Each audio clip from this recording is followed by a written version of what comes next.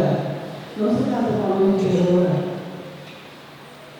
Y durante nuestro encuentro, también una discusión María, nos dio un partido especial en nuestro orden de iglesia.